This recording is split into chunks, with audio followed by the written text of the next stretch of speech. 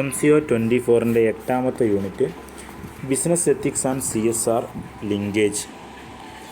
ഇവിടെ എന്താണ് business ethics എന്ന് നമുക്കറിയാം. ബിസിനസ്സിൻ്റെ ധാർമ്മികത, CSR കോർപ്പറേറ്റ് സോഷ്യൽ റെസ്പോൺസിബിലിറ്റി, ഇത് രണ്ടും തമ്മിലൊരു കണക്ഷനാണ് ഇവിടെ പഠിക്കുന്നത്. ആദ്യം എന്താണ് എത്തിക്സ് എന്ന് പറയും, പിന്നെ എന്താണ് CSR എന്ന് പറയും, അത് നമ്മളുള്ളൊരു ലിങ്ക് പറയും.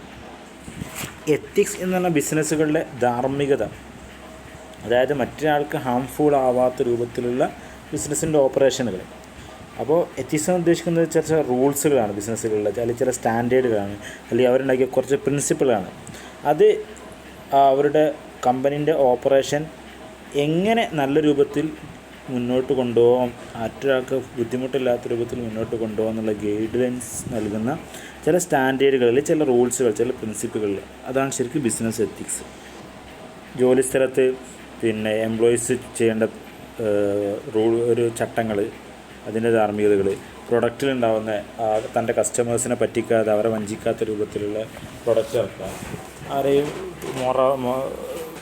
മോശമായ രൂപത്തിൽ അഡ്വർടൈസ്മെൻറ്റ് നൽകിയിട്ട് പറ്റിക്കാതെ, ഇങ്ങനെയൊക്കെ തുടങ്ങിയിട്ടുള്ള കുറച്ച് റൂൾസ് ആണ്.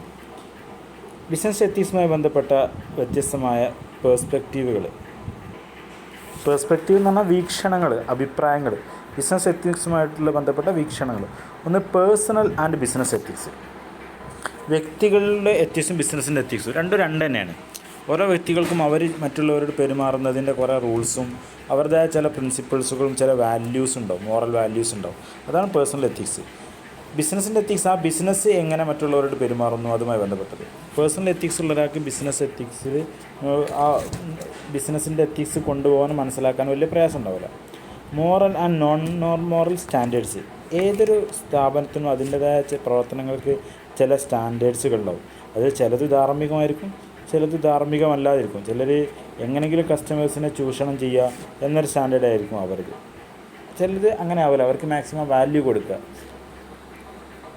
അപ്പോൾ ഒരു സ്ഥാപനത്തിന് മോറൽ സ്റ്റാൻഡേർഡ് ഉണ്ടായിക്കഴിഞ്ഞാൽ എത്തിക്കലി ബിസിനസ് ചെയ്യാൻ പറ്റുള്ളൂ.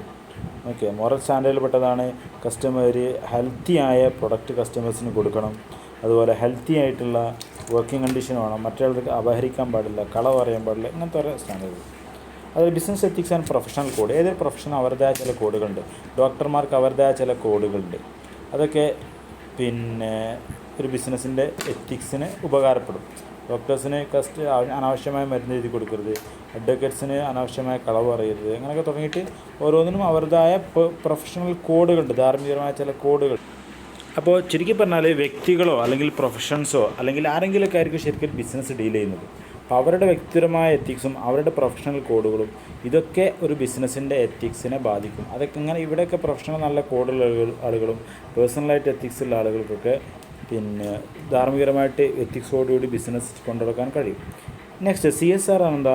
കമ്പനികൾക്ക്, ഈ കോർപ്പറേറ്റുകൾക്ക് സമൂഹത്തിനോടുള്ള ബാധ്യത. സമൂഹത്തിനോട് എന്ന് പറഞ്ഞാൽ അവിടുത്തെ കസ്റ്റമേഴ്സിനോട്, ഇൻവെസ്റ്റേഴ്സിനോട്, സപ്ലയേഴ്സിനോട്, എംപ്ലോയീസിനോട് എല്ലാവരോടുള്ള അവരുടെ ഉത്തരവാദിത്വം. അതായത് സമൂഹത്തിൻ്റെ റിസോഴ്സ് യൂസ് ചെയ്തിട്ടാണ് ബിസിനസ് നടത്തുന്നത്. അപ്പോൾ ആ നിൽക്കുന്ന സമൂഹത്തിനോട് അവിടുത്തെ പ്രശ്നങ്ങൾ പരിഹരിക്കാനുള്ള ഉത്തരവാദിത്വം ഇവർക്കുണ്ട് എന്നതാണ് ഈ ബിസിനസ് കോർപ്പറേറ്റ് സോഷ്യൽ റെസ്പോൺസിബിലിറ്റി കൊണ്ട് ഉദ്ദേശിക്കുന്നത്. ഇന്നത്തെ ബിസിനസ്സുകൾ നേരിടുന്ന ചില എത്തിക്കൽ ഇഷ്യൂസുകൾ, ചില എത്തിക്കൽ തീരുമാനം എടുക്കേണ്ട ചില മാറ്ററുകൾ എന്നർത്ഥം. ഒന്ന്, പ്രിവെൻഷൻ ഓഫ് ചൈൽഡ് ലേബർ, അതിനെ അവർ തടയണം. രണ്ടാമത്തത്, ഡിസ്ക്രിമിനേഷൻ ഒഴിവാക്കണം. വർക്ക് പ്ലേസിലുള്ള സേഫ്റ്റി, ആ സ്ഥലത്തൊക്കെ ഓരോ ബിസിനസ്സും അതിൻ്റേതായ എത്തിക്കൽ കോഡുകൾ കൊണ്ടുവരണം. രാജ്യത്തെ നിയമത്തിനോട് അനുസരിക്കേണ്ട, പ്രത്യേകിച്ചും ലോ ഓഫ് ലാൻഡ്, ഭൂമിയുടെയുമായി ബന്ധപ്പെട്ട നിയമങ്ങൾ, ചിലപ്പോൾ കൃഷിക്കുള്ള ഭൂമി ഉടായ്പയിൽ ബിസിനസ്സിന് ഉപയോഗിക്കാതിരിക്കുക, അതുപോലെ cyber crime, violation of privacy, ഇതുമായി ബന്ധപ്പെട്ട അക്രമങ്ങൾക്കും ഇതിനൊക്കെ തടയിടുക. ഇതൊക്കെ ഏതൊരു ബിസിനസ്സിൻ്റെയും സമൂഹത്തിനോടുള്ള ബാധ്യതയാണ്. അതല്ല, അവർ കൊണ്ടു നടക്കേണ്ട എത്തിക്സും കൂടിയാണത്. Next, last, different type of ethical responsibility of business. കുറച്ച് ഇമ്പോർട്ടൻ്റ് ആണ് ഈ ഒരു യൂണിറ്റിന്. അതായത് ഏതൊരു ബിസിനസ്സും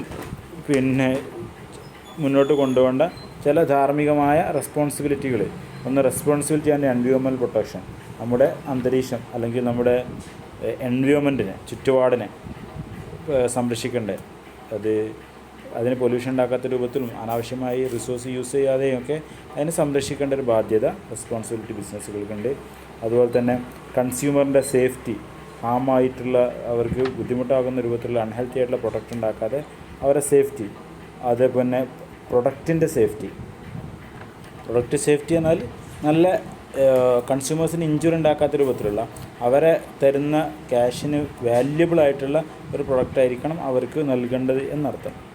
പിന്നെ വർക്ക് പ്ലേസുമായി ബന്ധപ്പെട്ട നമ്മുടെ എംപ്ലോയീസിന് അതിന് അവർക്ക് ഒരു ഫെയർ ആയിട്ടുള്ള രൂപത്തിലുള്ള സൗണ്ടായ വർക്ക് ഫേസ് ഉണ്ടാക്കി കൊടുക്കുക, അല്ലേ, ഒരു സൗണ്ട് വർക്ക് ഫേസ് ഉണ്ടാക്കി കൊടുക്കുക. ഇതൊരു സ്ഥാപനത്തിൻ്റെ അവരുടെ എത്തിക്കൽ റെസ്പോൺസിബിലിറ്റിയാണ്. ഈ ഒരു യൂണിറ്റ് ഇതോടെ അവസാനിച്ച് നമ്മുടെ ടെക്സ്റ്റിലുള്ള ചെറിയൊരു വിഷയം കൂടി ഇവിടെ പ്രധാനപ്പെട്ടതുണ്ട്. അതായത് CSR ആൻഡ് എത്തിക്സിൻ്റെ നമ്മൾ ലിങ്കേജ് കൂടെ പറഞ്ഞിട്ട് നമുക്കിവിടെ നിർത്താം. അതായത് CSRും എത്തിക്സും എന്ന് പറഞ്ഞാൽ രണ്ടും ശരിക്കും ഒന്നാന്ന് നമുക്ക് പറയാം. അതാണ് ശരിക്കും എൻ്റെ ലിങ്കേജ്. ഈ എത്തിക്സ് എന്ന് പറഞ്ഞാൽ CSRൻ്റെ ഒരു പാർട്ട് തന്നെയാണ്. കമ്പനിയുടെ സോഷ്യൽ റെസ്പോൺസിബിലിറ്റിയുടെ ഒരു ഭാഗം തന്നെയാണ് എത്തിക്സും. അപ്പോൾ ഏതൊരു സ്ഥാപനവും തൻ്റെ എംപ്ലോയീസിന് നല്ല എത്തിക്കൽ കോഡുകൾ കൊടുക്കണം.